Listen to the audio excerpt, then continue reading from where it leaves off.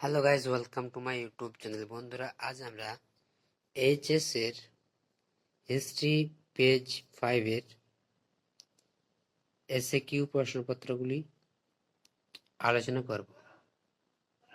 দেখো, এর আগে আমরা সব এইচএস এর এই হিস্ট্রির সব শর্ট কোশ্চেন অর্থাৎ এমসিকিউ প্রশ্নগুলির উত্তর একটা ভিডিওতে দিয়েছি।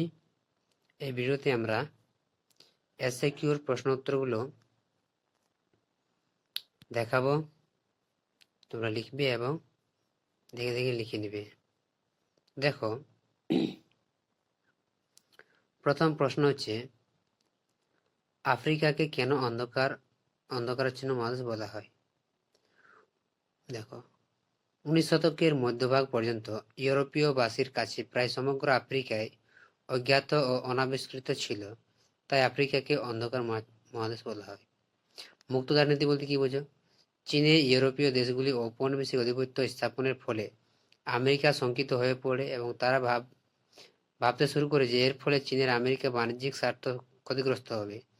এই পরিস্থিতিতে 1899 সালে মার্কিন পররাষ্ট্র সচিব জন হে চীন সম্পর্কে যে নীতি গ্রহণ করেছিলেন তাকে মুক্তধারা নীতি বলা হয়। এই নীতিতে বলা হয় যে বিভিন্ন ইউরোপীয় শক্তি দ্বারা অধিকৃত চীনের বিভিন্ন অঞ্চলে আমেরিকার সমান বাণিজ্যিক সুবিধা দিতে হবে। এরপর দেখো, 3 দাগে মার্কেন্টাইল বাদ শব্দটি কে প্রথম ব্যবহার করেন? এটা হবে অ্যাডাম স্মিথ। এরপর দেখো, অথবা প্রথম শিল্প বিপ্লব কোথায় দেখা যায়? এটা প্রথম শিল্প বিপ্লব হয়েছিল ইংল্যান্ডে। উপযোগিতাবাদ বলতে কি বোঝো? দেখো, ইউটিলিটারিয়ানিজম বা উপযোগবাদ এর অর্থ এর নৈতিক দর্শন। একটা নৈতিক দর্শন যা মানুষের কর্ম ও সিদ্ধান্তের মূল্যায়ন করে, মূলত তাদের ফলাফলের ভিত্তিতে। এর মূল উদ্দেশ্য সর্বাধিক সংখ্যায় মানুষের জন্য সর্বাধিক সুখ বা আনন্দ সৃষ্টি করা। সম্পদের বহির্গমন বলতে কি বোঝো? পলাশী যুদ্ধের পর থেকে ইস্ট ইন্ডিয়া কোম্পানির উচ্চপদস্থ কর্মচারীরা ভারত থেকে প্রভূত অর্থ বা অনেক অর্থ নিয়ে গিয়েছিল। একে বলা হয় সম্পদের বহির্গমন। অথবা কাউতাও প্রথা কি? কোনো বিদেশি চীন সম্রাটের প্রদর্শনী বা দর্শন প্রাপ্তি হলে তাকে কি করা হয়? তাকে ভূমি পর্যন্ত নত হয়ে ষষ্ঠাঙ্গে প্রণাম জানাতে হয়। এই প্রথাকে বলা হয় কাউতাও প্রথা। কাদেরকে শ্রীরামপুর ত্রয়ী বলা হয়? William carry, Marshman, William word. অথবা কলকাতা বিশ্ববিদ্যালয়ের প্রথম উপাচার্য কে ছিলেন? তবে জেমস উইলিয়াম কোলভিল। কে কবে মেট্রোপলিটন ইনস্টিটিউট প্রতিষ্ঠা করেন? এটা হবে 1872 সালে ঈশ্বরচন্দ্র বিদ্যাসাগর। এরপর দেখো, মে পোস্ট আন্দোলন কি? প্রথম বিশ্বযুদ্ধে মিত্রপক্ষে যোগ দেওয়া সত্ত্বেও প্যারিসের সম্মেলন থেকে চীনকে খালি হাতে ফিরতে হলে চীনের বুদ্ধিজীবী শ্রেণী, ছাত্র ও যুব সম্প্রদায়ের নেতৃত্বে এবং কৃষক ও শ্রমিকদের অংশগ্রহণে 1929 খ্রিস্টাব্দে 4 মে চীনে যে সরকার বিরোধী আন্দোলন হয়েছিল তাকে আমরা 4 মের আন্দোলন নামে জানি বা 4 মের আন্দোলন বলা হয়। এরপর দেখো, আমরা যাই পরের পাতাতে।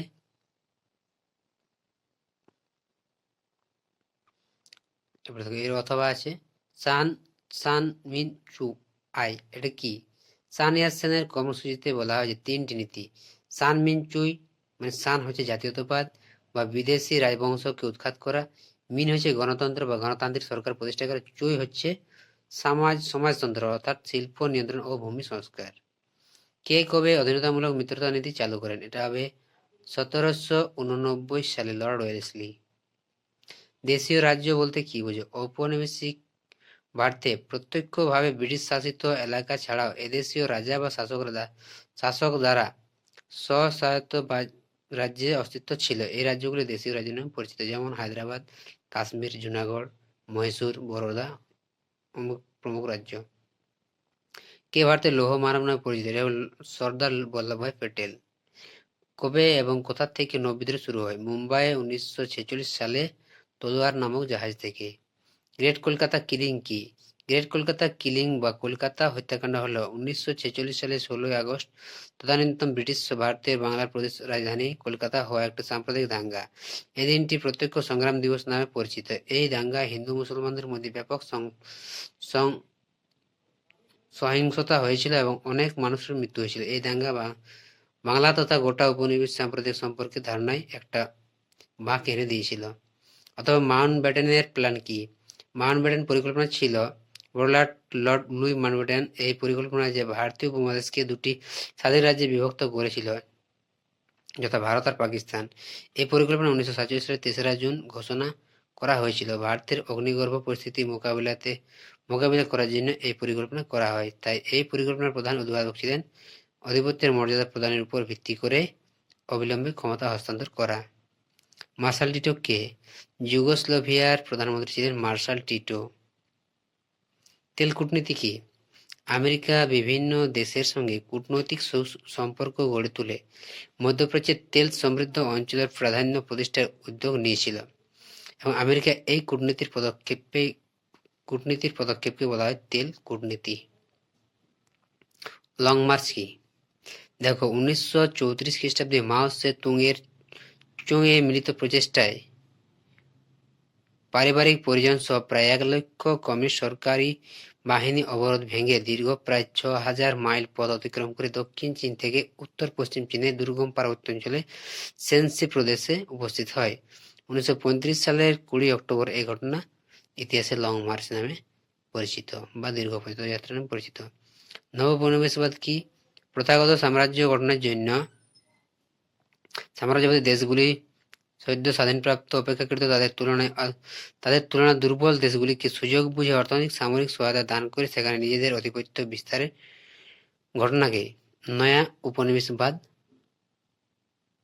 বলা হয়। এরপর দেখো, তৃতীয় বিশ্ব কি? এটা হচ্ছে অথবা প্রশ্ন। তৃতীয় বিশ্ব কি বা তৃতীয় বিশ্ব কাকে বলে? দেখো, আমরা তৃতীয় বিশ্ব কি কাকে বলে এখন দেখব পরের পেজে।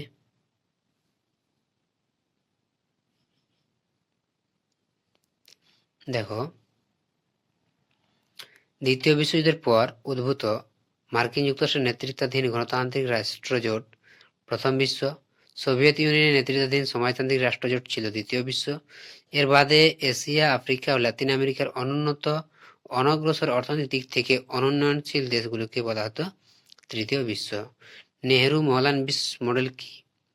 ভারতের ইস্ট ইন্ডিয়ান স্ট্যাটিস্টিক্যাল ইনস্টিটিউটের প্রখ্যাত পরিসংখ্যানবিদ প্রশান্ত চন্দ্র মহলানবিশ 1955 খ্রিস্টাব্দে দ্বিতীয় পঞ্চবার্ষিকী পরিকল্পনায় একটি রূপরেখা বা মডেল তৈরি করেন। প্রধানমন্ত্রী নেহেরু কিছু সংশোধনের পর এই রূপরেখা প্রয়োগ করেন। এই মডেলকে নেহেরু